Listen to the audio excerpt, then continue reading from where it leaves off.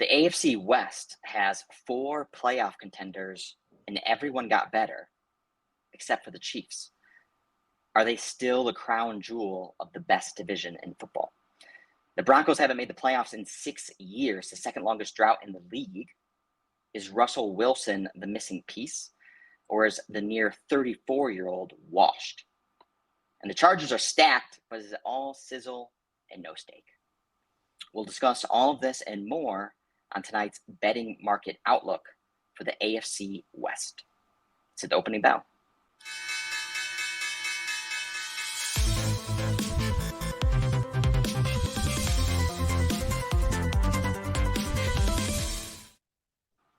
Welcome, everyone, to this edition of the Not Your Daddy's Sports Betting Podcast and Stream. We're live from Las Vegas here in Circa.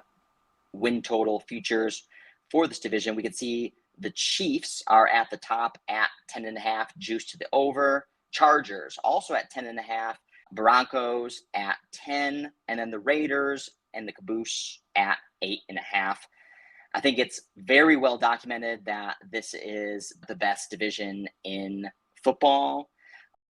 I think you could find a betting contingency that supports each one of these teams as potentially being much better than the market is currently pricing.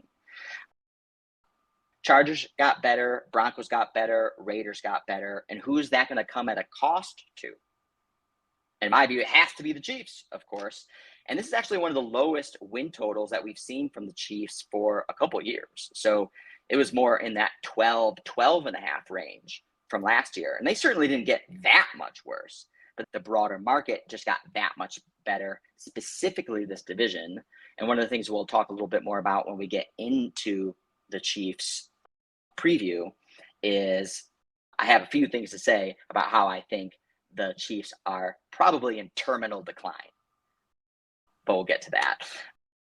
Judah, anything stick out to you here as being attractive? Any high conviction bets from you? Yeah, I think this might actually be my highest conviction bet, which is a dangerous thing to say. I actually disagree with you. I don't think the Raiders got better. I think the Raiders under 7.5 is my favorite bet of the offseason.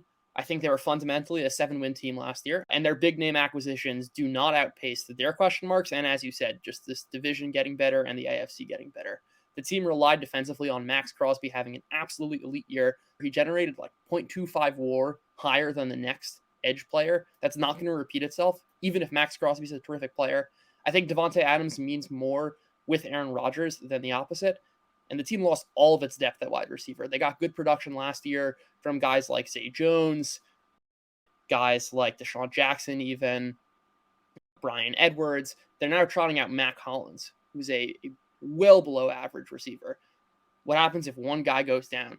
What happens if you're going up against secondary players who can cover? They can double team Davante Adams. They can double team Darren Waller. They can take care of the Raiders offense.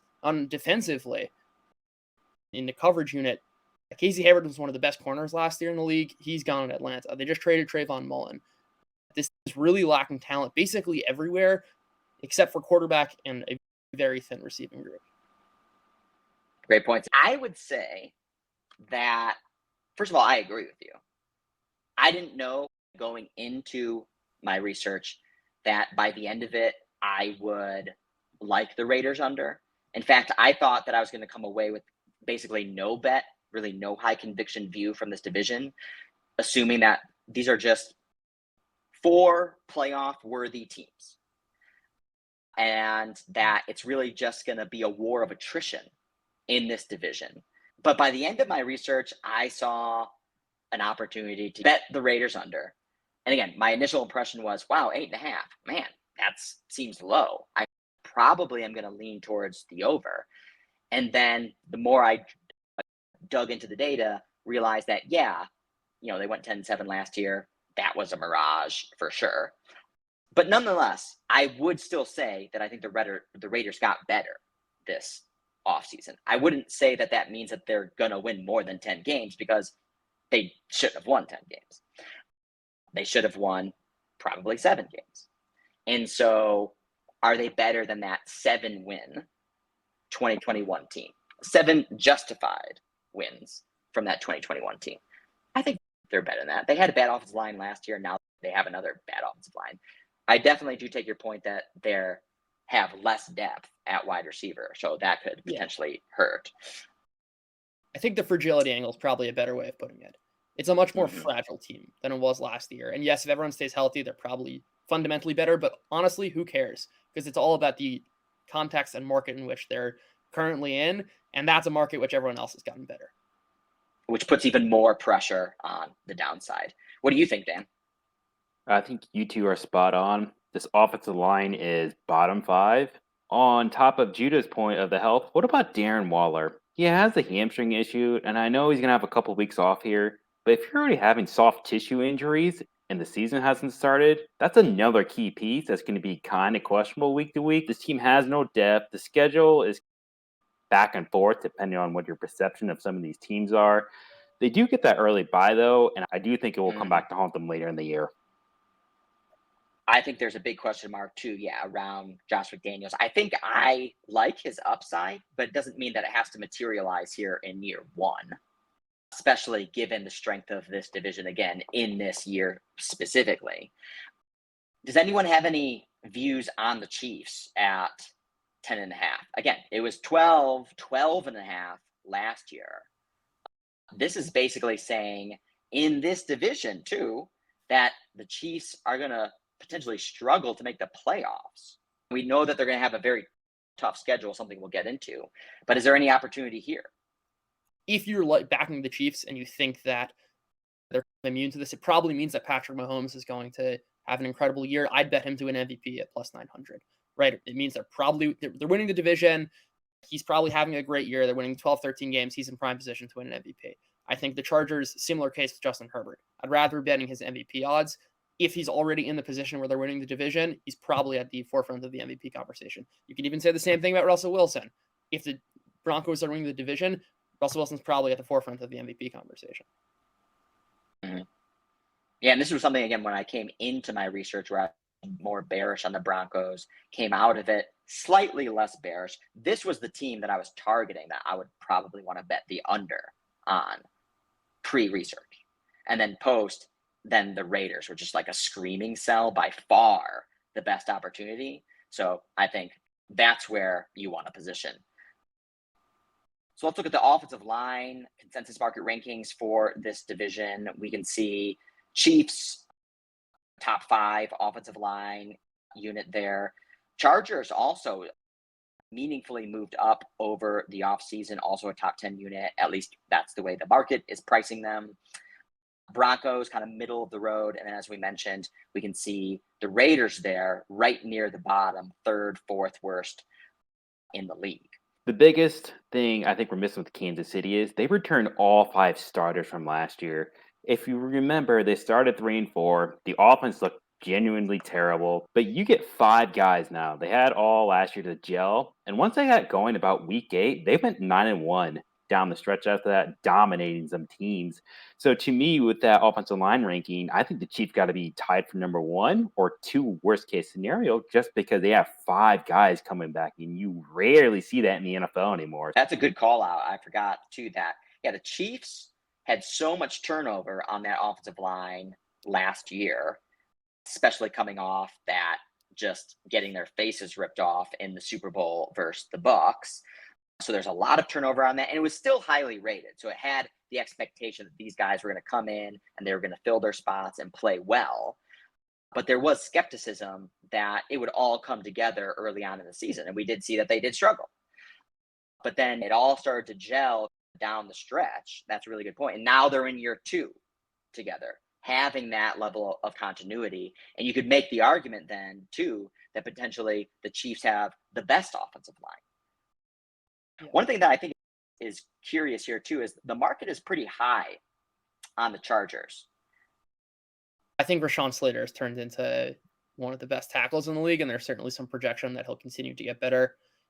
Corey Linsley's one of the best centers, and Zion Johnson was the top pick of theirs. So I think there's almost some baked-in optimism that each player can take leaps, that Zion Johnson will live up to his expectation, Rashawn Slater will take the next step. I think this 12th is about right.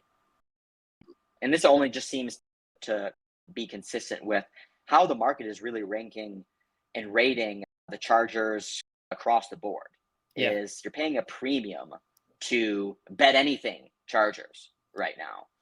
Yeah. And it looks like even the market is overrating the offensive line. I think there's also just an important point about the offensive lines in general for this division. I think they actually tend to matter less than most other teams, insofar as quarterbacks actually determine kind of offensive line outcomes. Patrick Mahomes and Justin Herbert, it doesn't really matter if they're pressured or not. They're almost as good. They're aliens in that way, where they dictate the pace of the offensive line. Russell Wilson, at least as he was in Seattle, holds the ball for so long, it's a different ball game for his offensive line because he's looking down the field, and I'm sure he's going to try and do that with Judy and Sutton as his receivers. I think Carr fits more of the mold of a quarterback who's reliant on his offensive line, but at least for the Chiefs and Chargers, it doesn't matter that much. Like, the quarterbacks dictate the offensive line because it doesn't matter if they're under pressure or they're not under pressure. They play the same way. Yeah.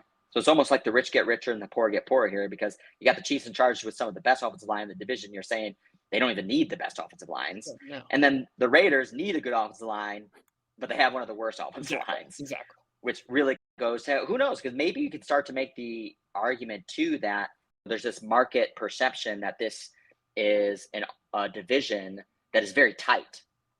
And actually, maybe there is more separation here between there's Chargers and Chiefs on one side, and then there's Broncos and Raiders on the other. That's certainly how I would bucket it.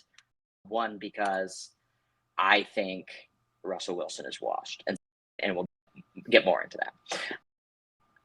I think the positioning of the Raiders and Broncos is telling, where last year, the sense that I left the season with, at least, was like the Broncos were exactly league average. The Raiders were like fringe playoff team, and they were like a tier worse. They were noticeably worse than the Broncos. And we don't look at the Broncos and say, okay, this was like a playoff team, which is obviously not really the fairest way of looking at it, but it's an important point in seeing what the Raiders were last year. Yeah, because the Raiders made the playoffs, the Broncos didn't. Exactly. All right, let's get into the Raiders. 2021 came into the season with a win expectation of 8.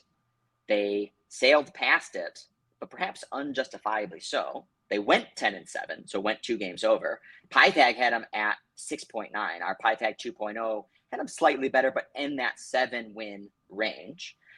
Went 8-9 ATS, but nonetheless did win a $100 unit better, $876 betting the spread and money line over the course of the season. And certainly that's not coming from the spread side, going 8-9, more so coming from money line wins, kind of winning some key games, some big upsets. Certainly one of them was there right off the bat in week 1 versus the Ravens on Monday Night Football. Came back, and then even coming off that Ravens win, everyone really dismissed the Raiders. We're almost a touchdown underdog on the road versus Pittsburgh. And then I think this is, and we can see here, as I don't even need to think, but after this win was really when the market then started to buy in to the Raiders. And we can see that was essentially where they peaked. They tested it once more kind of mid-season. But even as they kind of got a little bit stronger into the end of the season, at least from winning perspective, winning 4 in a row to end the season and getting into the playoffs. In fact, they were at their lowest point from the ELO model, again, power ranking perspective. Again, so quite volatile, but even though they got, again, ostensibly better in the second half of the season, this would say, in fact, they were a worse team in the second half of the season. I love this chart for 2 reasons. Number one, each of the first 3 weeks that the Raiders, their first 3 opponents, the Ravens, the Steelers, the Dolphins, right? The Ravens being power ranked 6th, the Steelers being power ranked 9th, Dolphins 17th, retrospectively look absurd because we know the Ravens didn't turn out to be the 6th best team, the Steelers not the 9th, etc. Which I think makes a broader point of kind of the dangers of projecting too much about schedule, especially early on in the season. We don't really know who's going to be that great. The second thing is just the Raiders didn't really have the quality wins we thought they did. The first 3 wins were like Ravens and Steelers didn't turn out to be much, and they got absolutely trounced by their opponents. They get lost to the Chiefs 41-14, 48-9, and some awful losses to the football team, to the Giants, to the Bears. Models, at least, were convinced this team was nothing going into the playoffs. keep in mind for that Ravens-Steelers game, too, the Ravens came into that game banged up in the secondary to start with. The Ravens were up, I want to say, about 10 to 14 points mid to early fourth quarter from what I remember, and then they won in overtime. Steelers game, that was a nice win, but when you dive deeper, TJ Watt got hurt mid-game, and there was another defensive lineman who got hurt mid-game, too, and the Steelers had no pass rush at all. So I know it looks good on paper. Looking back, we know the Steelers weren't very good. But even in the game, I thought they were still somewhat lucky to lose 2 top pass rushers on the Steelers defense. And then when you look at the box score or the final score, Raiders pretty much either got blown out or came very close to losing the games, but they won a lot of those close games. So they went 10-7. I just think they were so overrated last year because they didn't beat anybody good or they got completely blown out for the most part. And that's our Pythag 2.0, again, having it at around 7 wins definitely quantifies that observation. And you make a really good point too in that week 1 is the Raiders, in fact, were a very popular contest pick. So they're the top 3 pick.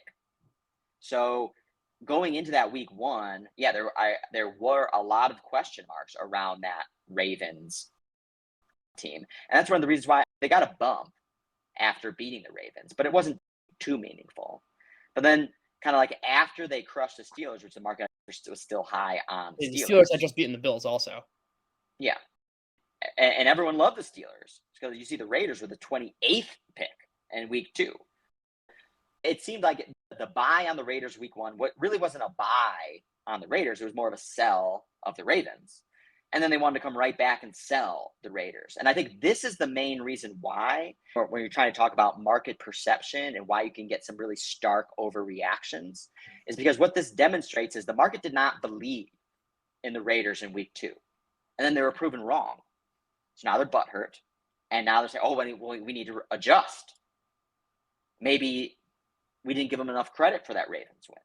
Now they just crushed the Steelers on the road as a touchdown underdog. This team's way mispriced. We need to adjust fast. And that's why I think the next week, top 3 pick again. I love the Raiders now. And then they squeak one out. I think this was like Thursday Night Football maybe. Versus the Dolphins. Jacoby Brissett. And don't cover as 3.5.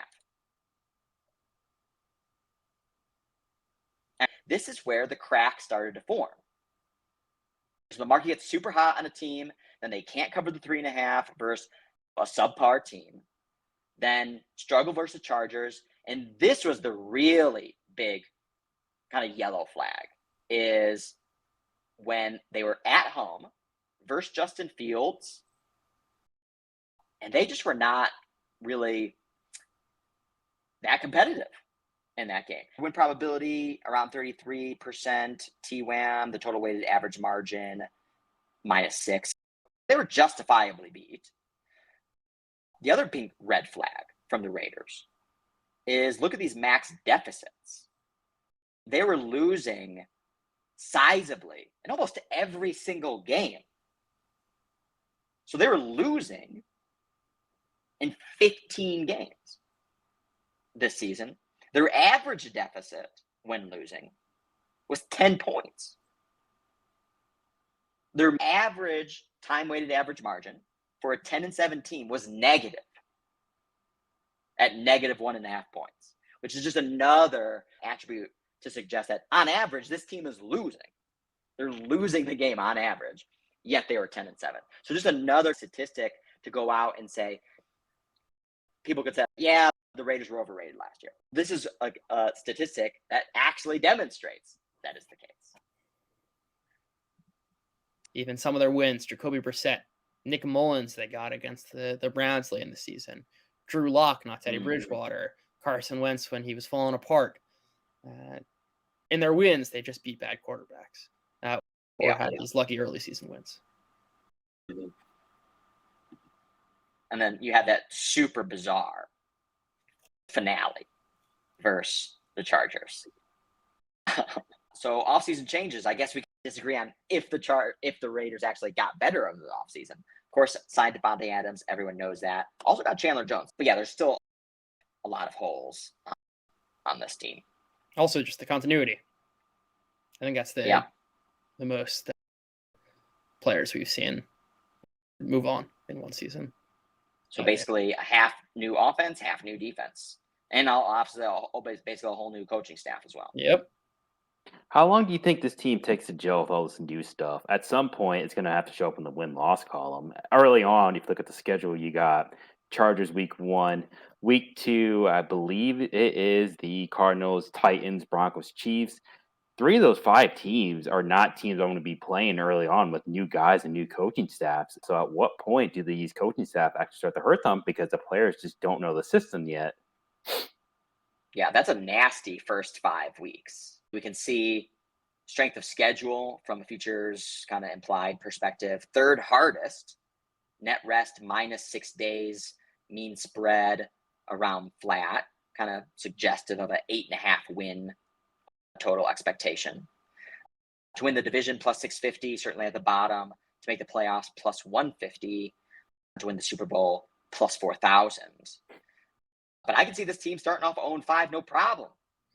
And yeah, is this a type of team that has a lot of turnover? It's a new coaching staff. Are they going to really be in position to really recover from that type of adversity? That's a big question. The good point is when you mentioned, Dan, that they have an early bye. Probably after those first 5 games, you're probably going to need a bye. Come out of that bye with a relatively easier schedule than certainly that they started the season with. So come out of the bye versus the Texans, play on the road versus the Saints, which that is a very generous spread at this point in time. And then the Jags, Colts, Broncos, Seahawks. So you got the next 5 games there, though, where you have 3 relatively easier games where you could start to pick up some wins. But then you close again, almost versus a schedule that's maybe even tougher than what you started with. So closing Chargers, Rams, Patriots, Niners, Chiefs, and you throw in a Steelers there on the road in Pittsburgh during the cold, which can still always be tough traveling across country, being a California team or a desert team. If you look at that Niners game, if I'm playing the Niners this year, I want them early. A lot of people have mixed reviews on Trey Lance. Is he good? Is he not good? But regardless if he's good or not good end of the year, I'd much rather play him early, later in the year. Yeah. I think in either case, it's downside. Just it's either you have a more experienced Trey Lance or you have a Jimmy G. And you can say the same thing about the Jags as too. Playing the Jags in week 9. I would much rather play the Jags early on when they're still trying to figure things out. Trevor Lawrence has fewer games under his belt as well. Some of these bad teams that have a lot of roster turnover or have a new quarterback, things like that, you want to play them earlier. Same thing with the Patriots. Same thing with Patriots, yeah. Yeah, and our PyTag 2.0 model also likes the under. This is only its like 5th bet. Yeah, 5 for 5. 5 for 5, I think. Yeah, and hopefully it goes 5 for 5. That's right. We'll see. I certainly hope so. What's the bullish case for the Raiders? I can't get the 9 wins on this one. I'm going to be generous and give them 7-10 in this schedule, but I am having trouble finding 9 wins. In the division, you're clearly the 4th best team, and you were lucky last year. So I can't even make an argument for the bull side of this team either. Dan, I'm actually glad you asked, because I have all these talking points now about how bearish I am on the Raiders. But here's, I think, the bullish case. That Devontae Adams unlocks a Derek Carr that we haven't actually seen. Like Amari Cooper did, I'm forgetting if it's 2017 or 2016, when Carr had his 2nd best year. And Patrick Graham is a defensive wizard who turned the Giants, who had no talent last year, into a mediocre defense. And that's all they need. And chips fall right as they did last year. Everyone stays healthy. And you've got Carr throwing to Waller, Adams, Renfro. The offensive line doesn't really matter because these guys are getting open so quickly. And the Raiders win 10, 11 games. I think the upside is the offensive line is much better than we're pricing it currently. So right now it's 29th. And if they can play like a 15th ranked offensive line, I think that is going to be meaningful towards having them win more games than expected. If I had to give this team a win number, I'd say 7 to 8 if they're really lucky and they do pan out. At some point, all those close wins last year just have to catch up. If we're just constantly saying you're going to stay healthy, that is something I can't bet on. I don't actually even see 8. I'm being generous with the 8 on this one. I think it's 7 and 10, probably closer to 6. Yeah, I think there's already some very generous lines priced currently. At this point in time, being a pick'em on the road at New Orleans seems dumb. On the road at Seattle, being a favorite, and I understand Seattle's going to be good, but still, that's pretty aggressive to be a 2-point or 3-point favorite on the road. A very short favorite on the road again at Pittsburgh. I think none of those lines will be what they're expected to be here early in the season. So I think that in itself is saying that the market is still pretty high on the Raiders. Okay, so Broncos 2021 came in with a win total expectation of 8, went under, went 7 and 10, 8 and 9 ATS, lost bettors almost $500 on the spread and money line. PyFac had them around 9 wins, so underperformed. Our PyFac 2.0 also had them around 8.5, 9 wins. We can see, like with the Raiders, this team was quite volatile starting off. And this is something, again, we almost sound like a broken record, Judah. Start off as a particular position, kind of, the market freaks out, thinks we needs to reprice them rapidly because we are wrong. And then there's this slow drip lower back to where you started. And that preseason prior was actually quite strong. And that, you always want to adjust on a week-to-week basis based on the matchup and all the other variables at play given at that particular moment. But this is the type of demonstration of where maybe you don't really want to abandon your preseason priors over the course of the season. In fact, maybe it should strengthen in the second half of the season, particularly if you have high conviction in that preseason prior, and to not abandon it so quickly. Now, we know the Broncos got hurt and there was other things at play, but I think that the Broncos never really materialized into, I think, what many people thought that this team could be. That Teddy Bridgewater, the same argument is really what with Russell Wilson coming to town this year, was when Teddy Bridgewater was coming to town last year, he's the missing piece. He's going to provide stability to this offense. He's going to be able to let the team rely on the strength of the defense, and the offense is just not going to create turnovers, not going to put the defense in a vulnerable position, and they're going to be able to win a lot of games that way. We know Bridgewater got hurt as well, but he did not perform the way the market was pricing him to perform. And even though they started off hot, I'm very surprised the fact that the market reacted so strongly, because this is one of the most pathetic first 3 wins that you could possibly imagine. Giants, Jags, and Jets. You've proven nothing. You've proven that you yourself are also not one of the worst teams in the NFL. That's it. Yeah. I disagree with you on the Teddy Bridgewater take. I think the question last offseason was, Teddy Bridgewater's a game manager, right? Can we go 10-7, 9-8, make the playoffs on the backs of our elite defense with Vic Fangio as our defensive coordinator? I don't think they were expecting Teddy Bridgewater to be the savior. And I think Teddy Bridgewater actually outperformed his expectation. Certainly from like an EPA perspective, he was like 15th best quarterback, which is kind of exactly what you'd hope for. I think the question this offseason is not about can we win with our defense, but can Russell Wilson unlock our offense? Which is we've got a lot of very talented receivers who've shown promise, but haven't actually produced very much. Cortland Sutton and Jerry Jeudy, KJ Hamler, and when they had Tim Patrick, a bunch of guys who had a lot of promise, but hadn't actually produced on the field. And the question now is, can Russell Wilson unlock that? It's a question of the offense rather than the defense. And the defense also isn't necessarily the same defense, and they're already bleeding players on offense.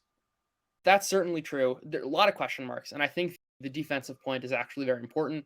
I happen to think defensive coordinators are the most important asset, if you want to call them, of anyone on defense. I think they play a pivotal role, especially when it comes to coverage. I think the Vic Fangio loss really should not go overstated as a brilliant defensive mind who almost created his own way of defense, which we'll talk about with Brandon Staley as well. But losing that should...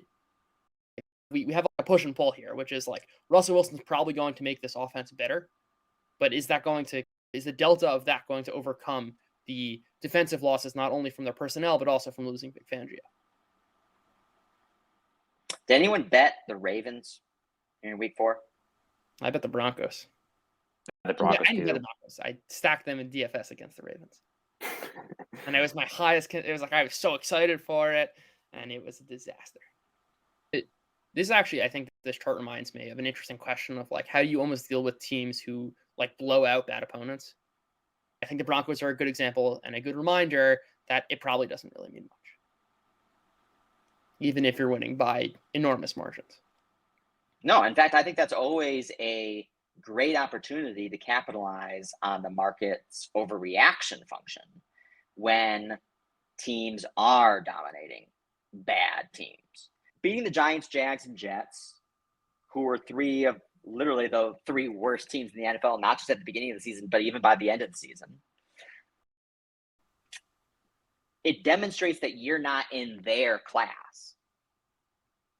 So all you're saying is you're not one of the worst teams in the NFL as well. You're a class above that for sure. Which one is still TBD. You don't know if you're 1 class or 2 class or if you're an elite class. And as we can see here, this was a dramatic incorrect pricing. And then the next 4 weeks really underperformed. But I think you make a good point too, Dan, is there's not really too much that we can really take away from last season's Broncos to try to frame the issue for 2022, because you have huge turnover at the most important position on the team. And while I think Russell Wilson's best days are behind him, there's an argument out there that his injury was the primary reason why he performed as poorly as he did. Before I disagree with you, Brett, like people were saying Russell Wilson was washed at the end of 2020. It was a whole discussion. It was a very commonly held belief that Russell Wilson was done after 2020, well before the finger injury. So it's a longer term trend, in fact. Not I'm even saying just it's not. It's like yeah. this has been going on for years. And they're right, because he didn't play well in 2021. And is it all driven from his injury? It definitely could be. Could be. But I'm going to say it's not. I'm not going to say he's a bottom 5 quarterback by any means, but he's not a top 10 quarterback. Russell Wilson has been wanting out for a while. Whether or not he admits it is a different question. But Jay Glazer now for 2 years in a row before he got traded, he mentioned Russell Wilson wasn't happy with the team. He wasn't happy with Pete, and he wanted out. Don't be surprised if he gets traded. So how much was it Russell Wilson being hurt, and how much was it he really just didn't want to be there? It's something I can't answer, but he definitely didn't look right at that. I think that's fair. I think the question with Russell Wilson is his context, right? Is the delta between how much worse he got bigger than the upgrades in context, which is like getting away from a Pete Carroll offense, just like being in an offense where you're not strapped because you're never going for it on 4th down, which I think will change. He never went for it on 4th down in Seattle. He also knew that he had to play a conservative game because that's what was being asked of him. And Russell Wilson loves to throw the ball deep. He loves that. What if he's taking 7-8 shots a game deep and he's better than anyone else because he's still going to throw that deep ball? And the Broncos offensive line should at least be fine. If you want to look at like their block rates, like they were 10th best according to PFF in pass blocking, right? That should count for something. I think Dan makes a great point that like there could be some human element motivating factors that were having him playing worse in Seattle because he wanted out. Yeah. I would hope that's not the case because basically you're saying he's a crybaby. And that, yeah, he's going to let it dictate his performance. He's going to sabotage his team and his own reputation in order to expedite his exit. But what do you make of the context question? Are the Broncos better than the Seahawks. Is the delta of Russell Wilson's decline so much greater than the upgrade in context that he's getting? I think it could. Yeah, I think it could be. We're going to find out. Yeah. Are they going to let him air it out deep? I feel like he's definitely lost a step with respect to. He's always been smart around like not taking hits, and he's not necessarily like a run first quarterback by any means, but certainly mobile enough to move around. And I think he's certainly lost an aspect of that in his game as well, which is certainly not tied necessarily, again, unless it's like some downstream effect from his injury, like decision making, so therefore puts him in a worse position than he otherwise would be in and whatnot. But his like pocket awareness has not. I just feel like he is deteriorating, and that happens to athletes sometimes. Some athletes deteriorate faster than others, and I think he's right at that point. He's been talking about how he wants to play like Tom Brady level amount of years. And if that's the case, he can't take any more hits. Then he's got to play a Tom Brady type game where Tom Brady, as we know, has great pocket awareness and always positions himself properly to not take devastating hits.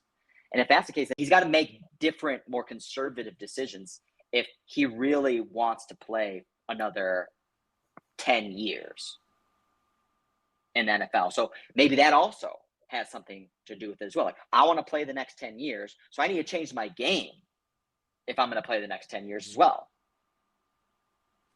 That's interesting. But do I want to bet heavily that Russell Wilson is going to be bad? No. He could definitely still have a nice dead cat bounce. He's in terminal decline, but he has like a one good year, then it's back right down. So let's look at the Broncos 2022 schedule. And coming in with that 10 wins, plus 260 to win the division, minus 145 to make the playoffs. Favorites to make the playoffs, despite being the third ranked team in this division. Plus 1,800 to win the Super Bowl. Pythag 2.0, no bet. Ostensibly the 16th hardest schedule. Net rest, positive 9 days, and a mean spread of about -2. So favorite of being 2 points on average. Start off versus the Seahawks. That's a nice way to start. Texans week 2, not a bad encore. And then you got the Niners at home, go into the desert to play the Raiders. And then you got Colts and Chargers. Those are tough back-to-back games. And then go into the bye with Jets and Jags. That's a pretty favorable first 7 games there. Keep in mind on some of those games too. Jacksonville game, I know it's labeled away, and then their away team here, quote unquote, that's in London. You can also see a clear divide the last 6 weeks versus the first 12 weeks in terms of difficulty. Ravens, Chiefs, Rams, Chiefs again, Chargers. You have 3 to 4 divisional opponents the last 6 weeks. You have Ravens who are going to be fighting for seeding purposes in the playoffs. The Cardinals, Cliff Kingsbury and Kyler Murray. Is Kyler Murray going to stay healthy? We know the Cardinals really struggle in the back half of the season. But if the Denver Broncos are 7-4, 8-3 coming into week 12, they're probably going to win this division just because I don't know if any of the other teams are going to be able to keep up with that. So if you're doing anything with overs or unders with this team, you got to be wary of the first half or the first 12 weeks versus the last 6 weeks. Yeah, that's a huge dichotomy, and it's going to make it difficult to evaluate the Broncos after 10 weeks because they're ostensibly going to play, looks like one of the easiest first 10 games. And then you're going to go into a gauntlet. Ravens, Chiefs, Cards, Rams, Chiefs, Chargers. So if the Broncos are like 7-3 and they beat the Seahawks, Texans, Raiders, Jets, Jags, and Panthers, the only way I'd be backing the Broncos in the second half of the season, because this schedule really does look promising, is if Russell Wilson has taken the next step. This team could easily sleepwalk to a 7-3 record with Russell Wilson playing meh, in which case the market's probably going to be up on them. And like we've seen so many times, the market comes up just to come down. And I want to be ahead of that curve, which is the information that needs to change is that Russell Wilson needs to be really good. And they're 7-3, not on the backs of sleepwalking, but on the backs of Russell Wilson playing like he is playing in 2018. What I would say too, Judah, is if Russell Wilson's fine, if last season was an aberration, totally due to injury, and he's going to be the let Russ cook of, 2019 or whatever, then the Broncos are going to win the division. Then the plus 260 looks very attractive.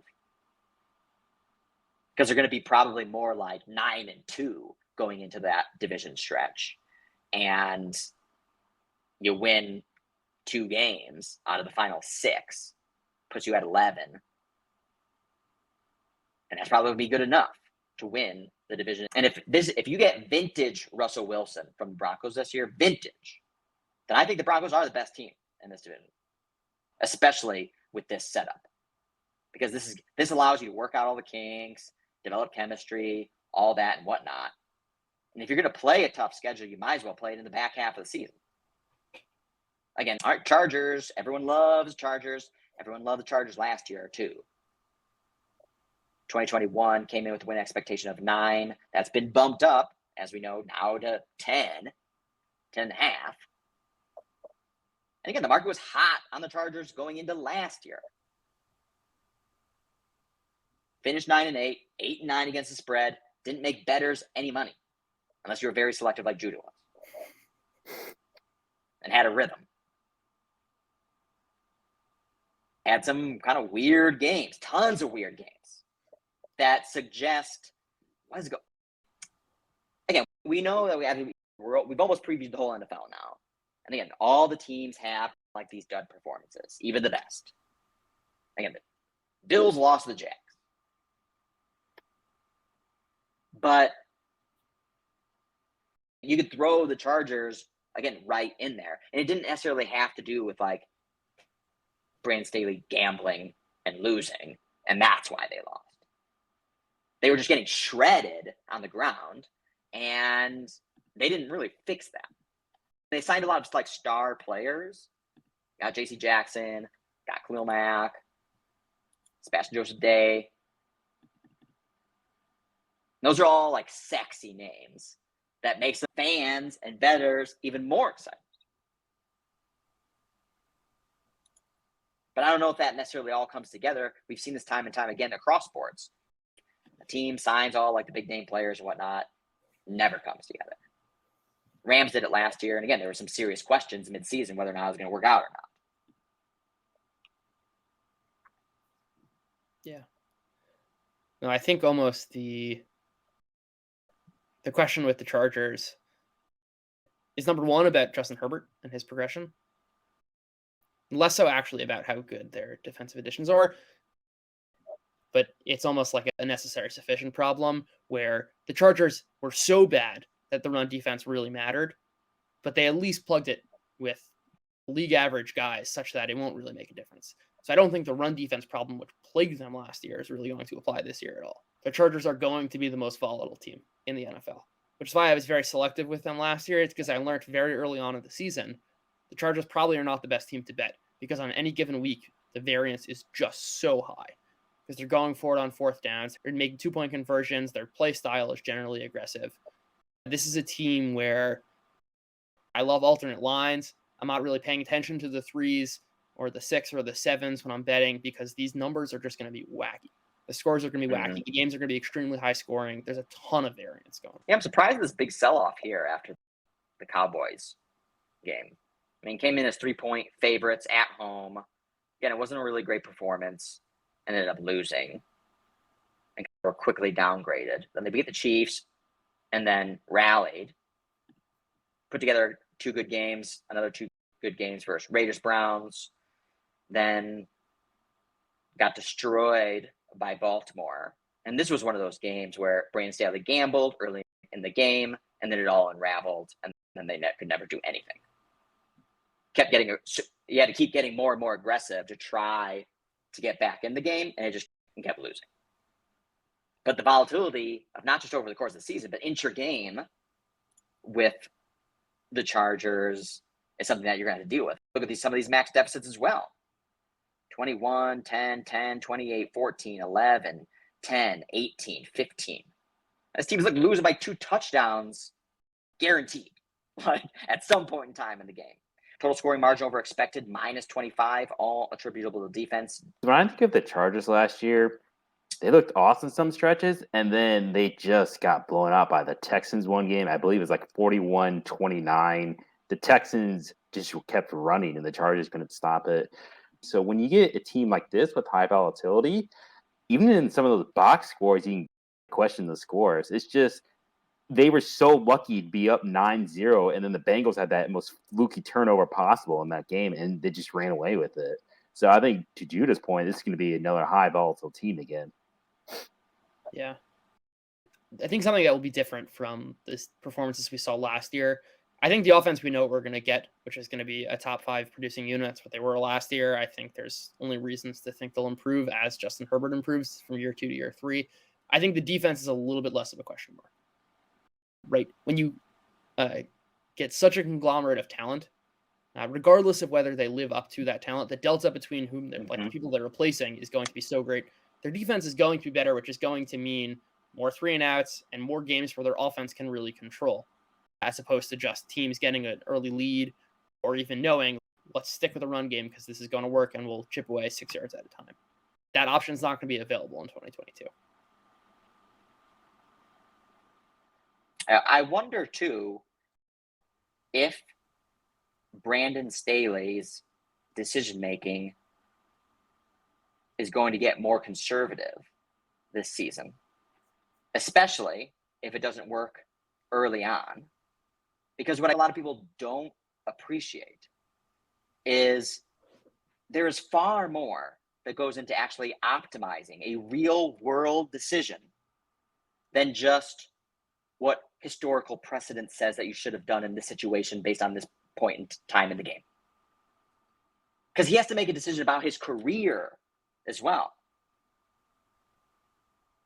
And about how the ownership views him, how the fan base views him, how the broader media pressure can build. Because if you just say that you made the optimal decisions, but you're still 3-8 and you're trying to justify why that's just variance. Oh, I'm on the wrong side of variance, but I made the right decisions. Doesn't matter. You're going to put your job in jeopardy in this league. That's it. Yeah. And I think he's smart enough to realize that. And I think we saw some of that. We did. I distinctly remember the Eagles game, him kicking for it on 4th and goal at the 1-yard line. And I think midseason we saw him pull back after it didn't really work out. I think after the Ravens game, actually. I think he's so built his persona as the guy who does things his way and like, I'm going to live and die by how I do it. And that doesn't necessarily mean that like but he's using Ben Baldwin's 4th down decision bot making decisions that way. But he's saying, I'm generally going to be more aggressive. I'm generally going to do all of the things that I think are the best way to win, and I'm not going to change no matter what the media says, no matter what my owner says, unless obviously the owner gives him no choice. And like, we're going to live and die by how I do it. If you are really sharp, that it's not about living and dying on the field, it's about also your career. Do you want to progress your career? Do you want to make the right political decisions, the pragmatic decisions as well, right? Not just the right optimized calculations based on probabilities and historical precedent. There's far more variables that go into overall net decision making. And I think he is smart enough to realize that. And he's not going to live and die based on making these types of decisions, especially in high leverage situations. I think it's especially in the high leverage situations where he's going to get more conservative. And that's where I think you can start to adjust on the Chargers over the course of the season is if you see some of those high leverage bets that maybe they try to execute and it doesn't work, that in fact he's not going to. It was still the right decision, mathematically and probabilistically. And if it comes up again, I'm going to make the same decision. I don't think he's going to. Yeah, I think he sabotage his own career because there's the higher ups. It happens in finance as well. When you get fired if you are not making money. But the defense this year and their run defense, if the offense is not having a good game and he feels pretty trustworthy in his defense, I could see him going more conservative too now. You got Khalil Mack. That whole defense is built to stop the pass. And if you're close game or slightly up and your offense just isn't having a good game, I think he's going to start punting more or not being as aggressive. There's also this push-pull, too, of the whole Lombardi factor. In fact, there's others out there saying that the Chargers have been aggressive in decision-making around going for it or not going for it on fourth down and things like this, but actually have not been aggressive and actually uncorking the full potential of Justin Herbert and his talents and leveraging the full field and throwing deeper more often and leveraging these great wide receivers that you have at your disposal. And instead neutering Justin Herbert and having a more dink and dunk oriented offense. I think we've actually mentioned in our previous episode, there is or Joe Lombardi knows beforehand whether or not he's going to get fourth down. So where other quarterbacks are going to throw 13 yards because they have to get past the sticks, Herbert's going to throw 7 to set up 4th and 2. That's the first thing I'll say. So the numbers the league's going to adjust, but the league also knows that, and so adjusts accordingly, which is certainly true and fair. And the second thing I was going to say is it's an absolute crime that Justin Herbert, who throws one of the best deep balls, I think it's crazy that Herbert's not taking more 30, 40-yard shots with the arm he has. Even if his ADOT doesn't have to be 10 for this to be an acceptable offense. It can be 8.3, and he can make many of the same 7-yard throws, but like the not allowing Herbert to throw deep, I think he had the 5th lowest deep percentage of any quarterback. That's crazy. That's right. That's crazy. He's criminal. Yeah, it's criminal. Lombardi should be in jail. I think I actually tweeted that in that exact form. I also wonder again, 8-9 ATS, 9-8. Is that the byproduct of, or is that like the consequence of living and dying with playing the odds and you're going to have like positive variance, negative variance, and then you just end up just being 500 at the end of the day. And it's not going to do anything for you, especially in this division. So 2022, 1.5 wins to the upside vis-a-vis 2021. So you're coming in with 10.5, plus 220 to win the division, minus 200 to make the playoffs. With all that can go wrong, I don't know who would bet that. Minus 200, plus 1,400 to win the Super Bowl. PyPack 2.0, no, our model has no bet on this. Strength of schedule implied, 13 hardest, net rest minus 1 day, mean spread. On average, they're a favorite of a field goal. And we can see that they're pretty much favorites in every single week, except for one, looks like, versus the Chiefs. And maybe they are very short favorites on the road versus San Francisco. This is about as easy a start as you can ask for, like the Broncos. Yeah. Yes, you have the Chiefs early, but you caught the Browns in week 5, which is probably when you want to be playing them. True. Same thing with the Jaguars. You look at the Texans, and again, this is it. We would have thought they would have crushed the Texans last year, and they lost. So obviously, a big word of caution there. By midseason and just preparing them for kind of the thick of it, where they don't really have 4 straight incredibly tough games. But even so, the schedule is not overly daunting, insofar as schedules can be daunting and predictive at this point of the year. There's something I do want to talk about with this team. I feel like a failure if I don't mention this to Ronnie Sports. What about the special teams? This guy has talked me into how bad the special teams is. I know the analytics. I know all the additions on the offensive defensive side of the ball. This team is going to be Super Bowl contenders. Except for that special teams, they suck. I don't care about special teams unless you're really good or really bad. And if they're anything like last year, I just think the special teams is going to come back and haunt them for a game or two. So does the special teams concern either of you? Dan, I just hear you on record saying we're getting a repeat of the 2006 Chargers, who are first in offense, first in defense, and 32nd in special teams. Yeah, you didn't hit the zinger there, Judah. That was actually a historic 32nd in special teams. I know. And they missed the playoffs. Of course. And they missed the playoffs. Yes. I'm sorry. That's but it's on the margins, I think, especially for a team that's not going to utilize its special teams as much. If you're the Chargers, you want most of these spreads to have the least amount of variance in each particular game, because in each game they're probably the favorite.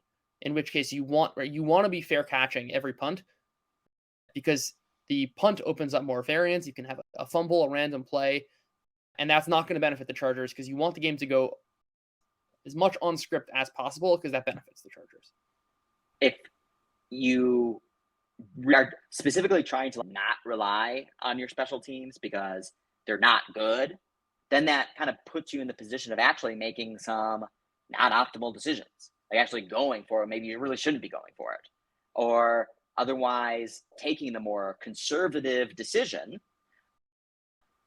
which can still be meaningful. The other thing is, when I feel like a lot of people don't ever, and they like almost never show this on screen and whatnot too, is, oh, this is how much they can improve their win percentage if they go for it, and this is how much they can improve their win percentage if they punt it or kick a field goal. All right? So that's performance, that's return, that's the upside. Right? What's the downside? What's the risk? How much win probability do they lose if they go for it and don't make it? Versus how much win probability do they lose if they punt it? And then trying to look at the deltas between those as well. And then also, some teams are more vulnerable to being down or being caught in a bad position, because then you have to double down on your bets, like we've seen that the Chargers have done as well. So it's just like I feel like the whole concepts are like so overly simplified that this is how much win probability you get to do this, this is how much win you probably do that. And also is as if that's even the capital T truth. That's the actual win probability that you get if you do this. Yeah. It's an estimate. It's based on historical precedent. That's it. Maybe it is. Maybe it could be. Maybe it's probably is. It's a probability of a probability. I don't think Brandon Staley, again, he's not operating by what does Ben Baldwin's model say, right? He's not doing that. In the same way that good proof for this, right? No model is saying to throw fades to Mike Williams. What did he say? He said, your model is not accounting for the fact that I have Mike Williams on my team and he's going to win those 50-50 balls much more than your model, which says it's going to be at a 25% clip. He's not coaching just by what does the decision model say, and that's what I'm doing. That's not how he operates. I think the analytics community, whatever that means, wants to point him that way because he can be their savior, but that's not how he makes decisions. Yes, he is someone who more often than not cites analytics, and like obviously the analytics people are going to cling to that, but like we know that's not how he makes decisions. He's very open about his decision-making process. Also, one of the reasons why I think he's smart as well is actually he knows that there's a certain contingency out there that like even using that word like rubs them the wrong way, and then it immediately like prejudices you. And in fact, I've actually heard him not really say analytics a lot, more like information-based decision-making, which is really what it is, evidence-based decision-making. And that's why I hate the word analytics as well. I feel it's like way overused. It's used in a very lazy way as well. It's also like a funny thing because like in NFL and the betting community, this word analytics is used so much, but I mean, I work in finance. The word analytics is never used. You're just making decisions based on data. Duh. Like what else? Like, of course, like it's baked into like, what you're doing. Another rant. Chiefs. 2021, obviously expectations elevated as they are every year for this team.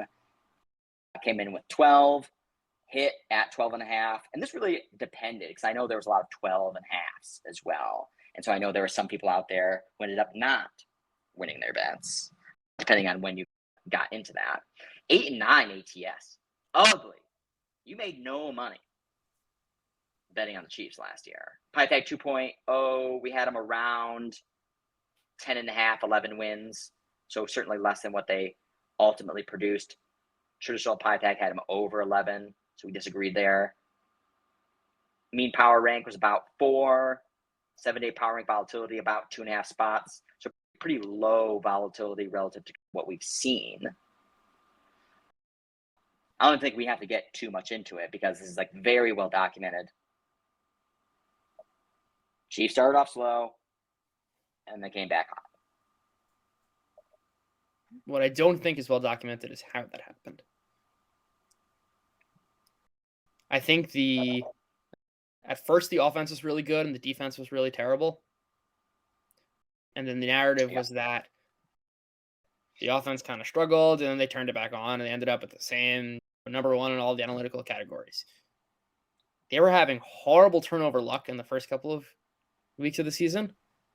And then in those middle weeks, the defense, which was 5th worst in yards per play, was generating the 4th most EPA off turnovers. Right? The defense, as we'll see in the scoring margin over expected, a lot of it came from the defense. Because they were just generating turnovers. It wasn't this like offensive resurgence. The defense was just generating turnovers and they were winning off the backs of that. Speaking of the defense and that clear-cut divide line when they really stepped up, and that 9-1 stretch, they only gave up 14 points or less 6 of those last 10 games. If you're only giving up 14 points with that offense, you're going to take it every single time. So if you look at that 9-1 stretch, it looks great on paper. The offense looks great. The defense looks great. But there were some pretty bad quarterbacks in that stretch. And then Judah said the turnover luck. I remember people talking about it, that the turnover luck in that first 7-8 games was not sustainable for this team. It's going to revert back to the mean. And then they almost had no turnover issues at all after that. Getting extremely unlucky on offense and extremely lucky on defense, which was an interesting case. And then they stopped getting unlucky on offense and continued getting lucky on defense. I know there was a lot of folks out there patting themselves on the back around, oh, I knew the Chiefs weren't that bad. And I feel like everyone was fighting this straw man. Because I don't know, maybe there was a handful of loudmouths on ESPN or something like that who were saying, you know, the Chiefs are fundamentally different and not good. They're going to miss the playoffs, blah, blah. But I think for the most part, like everyone expected the Chiefs to eventually bounce back. That Patrick Mahomes isn't all of a sudden bad, even if he had some bad games. And also, it's the direction of change, the direction of movement. Like, Patrick Mahomes had an unbelievable start to his career.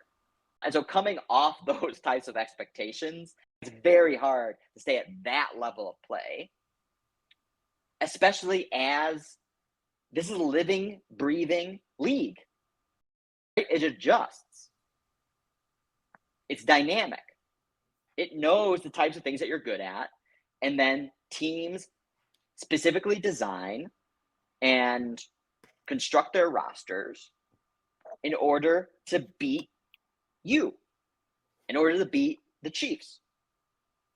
Like, I made this comparison in the past as well, is like the Warriors like had one of those spurts where it's like they were like unstoppable, no one could keep up with them, and the league adapted.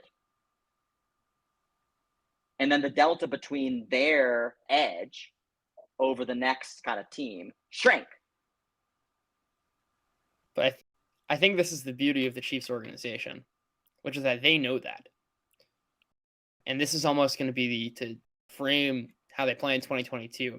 They're essentially building and gearing themselves up for about 2 to 3 years from now when the Chargers have to pay Herbert, when Russell Wilson's 2 years older, Derek Carr's 2 years older, their cap situations for those teams worsens.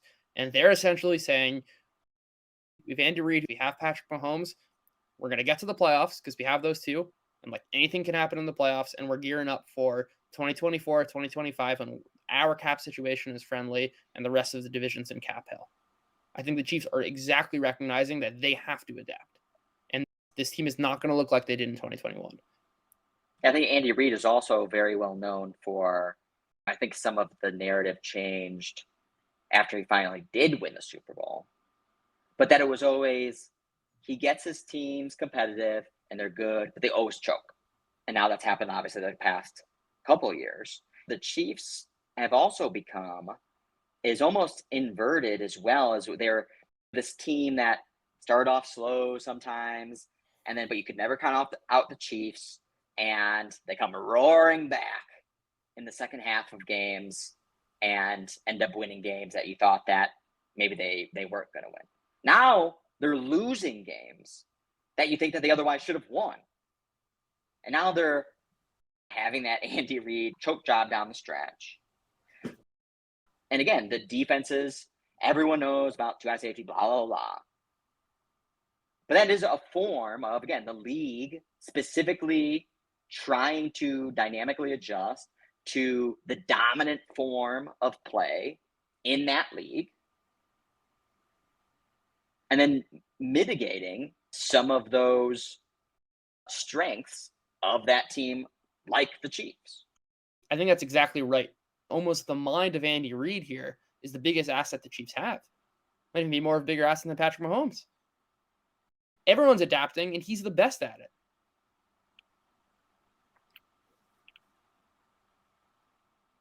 Yeah, I just think that, again, like the league, we don't even know necessarily how the league is going to continue to adjust to this. But again, going back to my parallel with the Warriors, is you look at like big men centers now. Like they're almost out of the game unless they could basically shoot threes themselves. And that is like a byproduct of the Warriors, is you cannot be a slow team and beat a team like the Warriors. And the whole league has changed because of it. And I just think the incremental margin of how much better the Chiefs are than the average team has shrunk.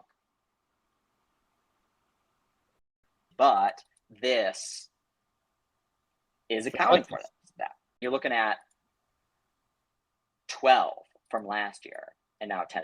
That's a big difference. That's a big difference. What do you guys think of, obviously a very controversial topic? I feel like there's people on both sides of this argument. Loss of Tyreek Hill. How does it affect the offense? Does it matter? Is Patrick Mahomes just that good that he just turns anybody and everybody who's out there into not necessarily Tyreek Hill, but more than sufficient to continue to execute the Chiefs' game plan? Here's my question to both of you. If Tyreek Hill is this important to the offense, why would they let him go then? I think it's massively overblown that Tyreek Hill is a loss. He is a loss, but you have all summer to build a whole new offense without him. I just don't think he's that valuable. And like you said, Judah, I think they're building long term. But if Tyreek is gone and they let him go, I just don't think it's that big of a blow when they let him go. I think that's a great point. I think the GM and coaching staff here are in sync. That Andy Reid knows he has to reinvent this offense. What happened last year didn't work. He has to adjust. And I think he said we can do it without Tyreek Hill. And especially not at the cost we're going to have to pay him. Yeah. Anytime, you're a player and your main strength is your speed is the first thing to go. What made Tyreek Hill so special is his ability to win deep and also to break 12-yard plays into 70-yard plays, as he did in the AFC Championship game. Yeah. But they shifted his route tree, right? His depth of target moved from like 11 to 7 because what made Tyreek Hill so special at the 11 range just wasn't working. They're playing too high, and they're going to have to adjust. And Tyreek Hill isn't the same player when he's at the 7 range. And it's taking him 15 targets now to get 100 yards when it would take him 7. Yeah. Now, if you don't have the Tyreek Hill threat,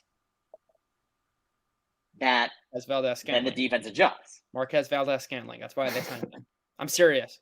I'm dead serious.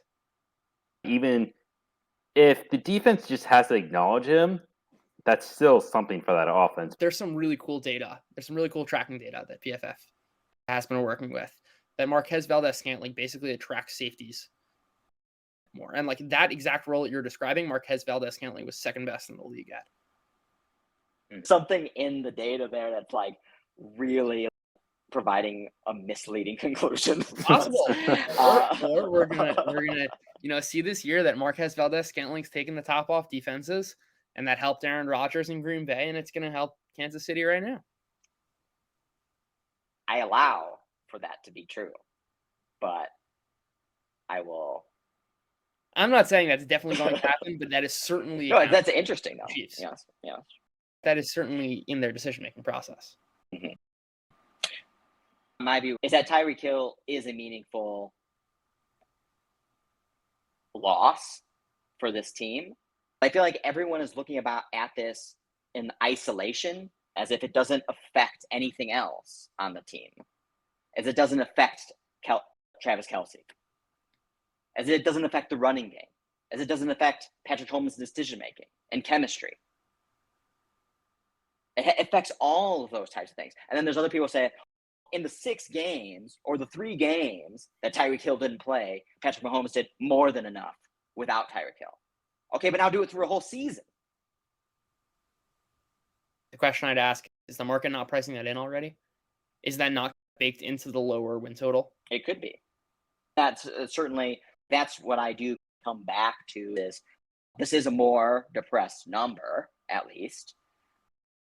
And I think there's a wide variety of factors. So I would say actually this lower number is really a byproduct of just that number, that 1.5 game gap from last year's 12 and this year's 10.5.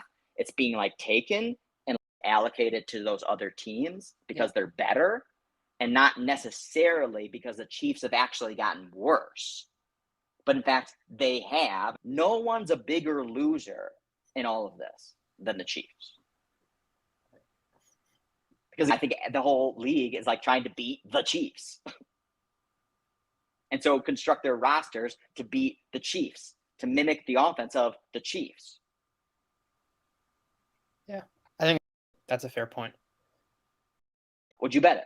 Would either of you guys bet Chiefs miss playoffs at plus 300? No. At plus 300? No. Plus 300. No. I just keep. Will they miss a playoff? The only reason why I can think they could miss the playoffs is if somebody gets hurt. And until Mahomes gets hurt or until a bunch of guys get hurt, I just can't get on board. I would say that if Judah's right about Russell Wilson being better than I think he's going to be, then I think that is even further ammunition. Because like I said earlier, and I totally agree with myself, that if Russell Wilson is vintage Russell Wilson this year, Broncos are going to win the division. As long as like Nathaniel Hackett's not one of the worst coaches in the NFL. Still have to get through the Chargers. Can I make my bearish case for the Chiefs, which I think is probably my squarest and most narrative-based take I'll ever have? If you look at the conference championship game, it's very out of character. That's why I love it. I just have that like my gut telling me this is going to. You got to have some square. You can't just have sharp takes. You have to have a lot of square. Although that's a very nice compliment. I got one question on the sharp part. How much of sharpness is just people trying to be different versus actually sharp? I feel like maybe there's some like super lazy. Oh, I'm contrarian. Yeah, that when I see, like when I listen to the media, and a lot of media is just bad. They try so hard to be smarter than what they were. I'm like, you need to relax, okay? It's just some of the sharp stuff out there isn't really that sharp. They're just trying to be different. Square sharp. Here's my square speculative take. This is a better way of putting it. Okay. Is it square or square sharp? It's just speculative. That's all it is. No square, no sharp, nothing. It's just speculative. That in the conference championship game, okay, when the Chiefs didn't score at the end of the first half, they threw that pass to Tyreek Hill in front of the end zone because the offensive coordinator wanted them to throw it. There was a seed of distrust that was sown that day that I don't necessarily know will be repaired, which is that Patrick Mahomes does not trust his offensive coordinator. I think there's a real possibility that Patrick Mahomes is Aaron Rodgers of year one, where he's saying, screw the system. I'm going to do it my way. He gets impatient. He throws into too high when he shouldn't, as opposed to just taking the 5-yard check down, the 6-yard check down. And it's all going to come back to that conference championship game and them not throwing to Tyreek Hill and Patrick Mahomes just not trusting his coaching staff. There's nothing square about that. I definitely think that's a good point. If Patrick Mahomes doesn't trust his offense, that's going to ruin a lot of things. I think that's the exact type of nuanced observation that is the type of stuff that isn't necessarily revealed in data. Okay. So the other thing is too, is like a lot of the things that are being priced in the market, it's under like structured data. All right. And in finance, structured data is like the most worthless data there is, because it's assumed that if you can get it, it's priced in. Doesn't matter how you slice it and dice it. If you can get it and it's pretty effortless, it's worthless. It's priced in. It's only the unstructured data. It's the new stuff. It's the things that isn't on the paper or the otherwise type of data that you basically have to create yourself. And this is the type of thing that I feel like so many people discount. And one of the things like my cousin Zach was always like very good at around handicapping is like the things that aren't happening on the field and the things that is relationships between players and disagreements, because these are human beings still who are doing a job, who are getting paid money, and they like people and they don't like people.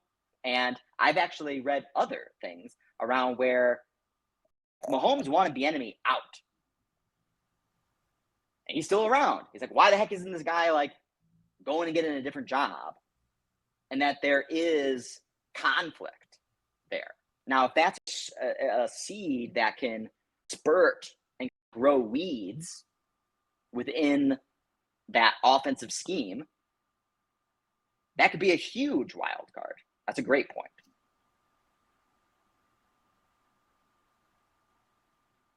It's the first time I've heard it all year. I didn't know about the Bieniemy thing though. I wonder if there's something else to it that we don't. That maybe he does suck, and that's what it is. And it's just, well, he's just. Or if you go to Bieniemy, though, he's got Patrick Mahomes and Andy Reid. Of course, he's going to look awesome. Maybe he's not doing that much, and maybe he's just going for the ride. I don't know.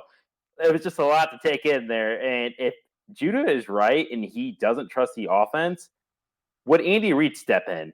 Because Mahomes probably trusts Reid. There's no question about that, right? There's no ands, ifs, or buts. But if there's any question, and maybe Mahomes, the back of the head, is like, screw this, I'm going to go do my own thing, and maybe he doesn't want to sit in the offense, then you could see the cracks in the team, and then could it amplify? I really don't know. Also, I love the parallel to LaFleur and Rodgers, because that one was Rodgers was doing his whole pouty season. And as we know, led people to believe, oh, maybe Aaron Rodgers is washed. You know, then he comes back with back-to-back MVP seasons. And it wasn't that he was washed. He was just being a little bitch. And usually people who are super competitive can get butthurt and maybe things aren't like the organization isn't going in the direction. We know that's exactly what was with Rodgers. Like he wanted like his fingerprints over all the different moves. And, oh, you're not consulting me and you're not taking the things that I want into consideration. And maybe as Mahomes gets a bigger and bigger sense of himself, and he wants to have more of a Brady type approach of where, hey, I want an opinion. I want my opinion to be reflected in the game's decision-making and the play calling and whatnot. And maybe there is like a lot of headbutting with this Bieniemy.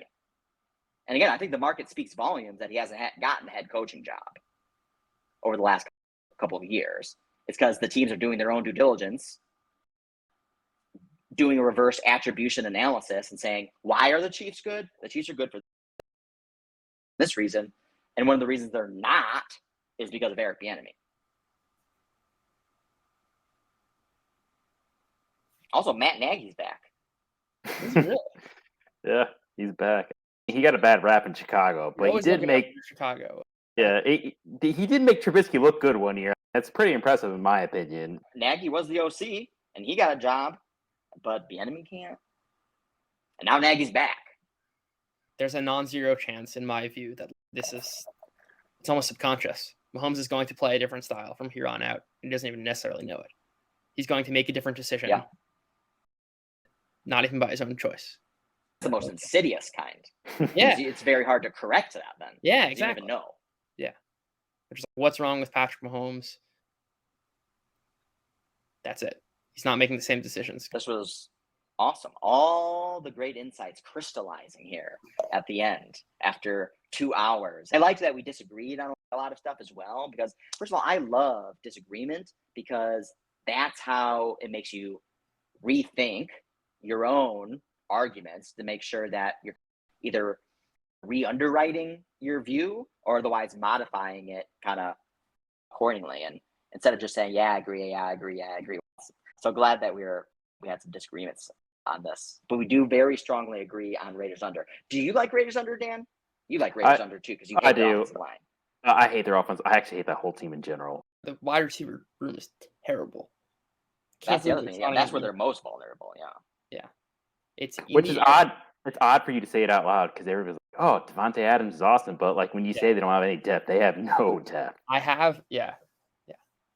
I was almost willing to make the case that in the position groups where they supposedly improve most, they're actually going to have worse production in 2022 and 2021. Yeah, don't be shy. That's what I meant to say that. What you're really saying is Hunter Renfrow season. That's what's going to happen at this rate. Yeah. No. That's a great point, because actually the Raiders ended up using like 6-7 wide receivers last year, but it was because they had really the depth to be able to absorb that one. Yeah. They used Henry Ruggs, Zay Jones, Brian Edwards. Like all those guys are like fine receivers. They're not lighting the world on fire. They're not Matt Collins. Matt Collins is terrible. Awesome. I mean, that's the thing. It's like the way we're talking about this and framing the issues is not only are the Raiders egregiously mispriced on a standalone basis, but they're playing in the toughest division in the NFL. It's crazy. So I said, look, I mean, this seems like a screaming sell. There's never been a more screaming sell. That makes me question whether there's something I don't know. You know what? There's also, we can see this, is the books in local jurisdictions are tilted towards that local team, especially if it has a big fan base. Where's the Raiders? Now, I don't know if the fan base is big enough to actually influence like one of the sharpest kind of jurisdictions for sports betting. But that makes sense though, because these unders, or this is juiced to the over way more than any other book. After all this discussion too, like I actually take back what I say, in that one, we know this is essentially we have multiple independent advanced statistics that says this team was a 7-win team.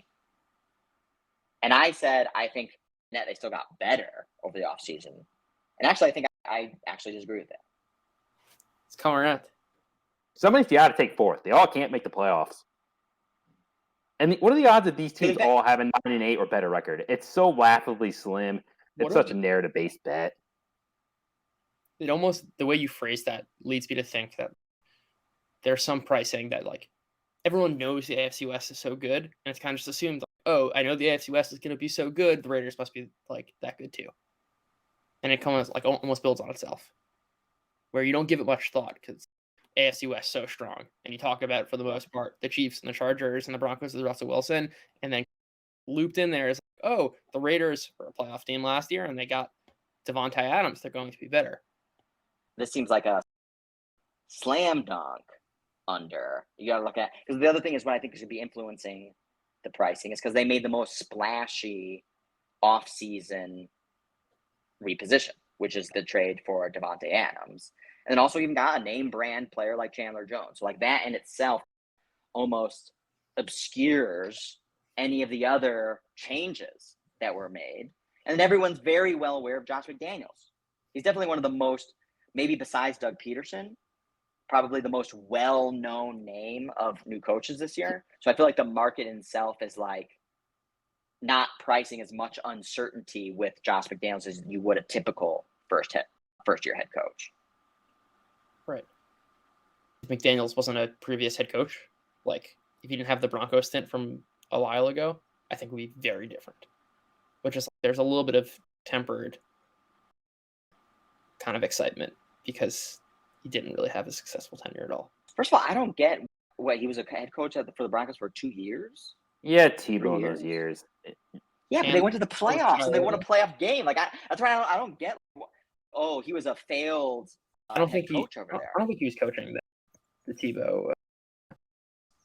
And he drafted Tebow.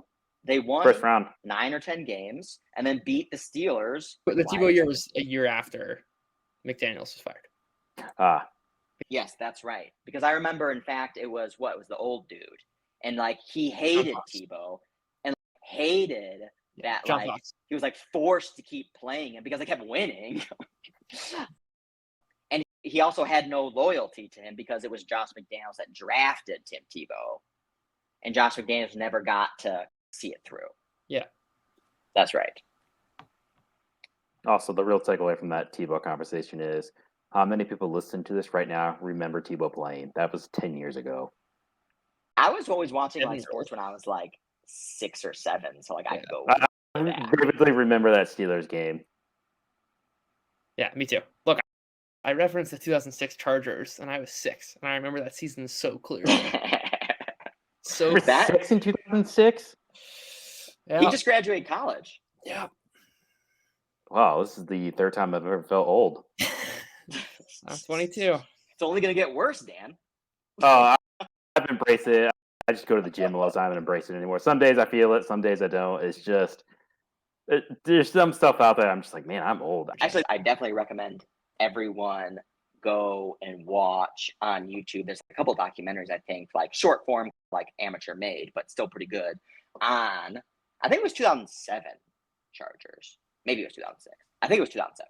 But where they were first in offense, first in defense, lighting it up, and the special teams literally like giving up 2 touchdowns a game to where they literally missed the playoffs. It's absolutely hilarious. I think there's so many people that actually don't know about that phenomenon. And it's like such a black eye on the Chargers organization. Isn't that the most Chargers thing possible? Great offense, great defense, and your special teams is so bad you miss the playoffs. That's the most Chargers thing I've ever heard of. Alrighty, that was very meaty, very substantive, great analysis. Thanks, Dan, for jumping on. And again, great job, Judah. Anytime I'm changing my mind on the same episode means there's definitely some meaningful thoughts, some meaningful commentary being made. One of the very few things, in fact, on this episode that all 3 of us are aligned on is actually Raiders under. And it seems like the Raiders, in fact, should be like more like 5 or 6 wins potentially. Everything kind of lines up with that. I wouldn't be surprised like 4-13, one of the worst teams in the NFL maybe. And this is an egregiously priced then. So we're pounding the table on Raiders alt under 7.5. Good stuff. Thanks everyone for listening. That's closing bell.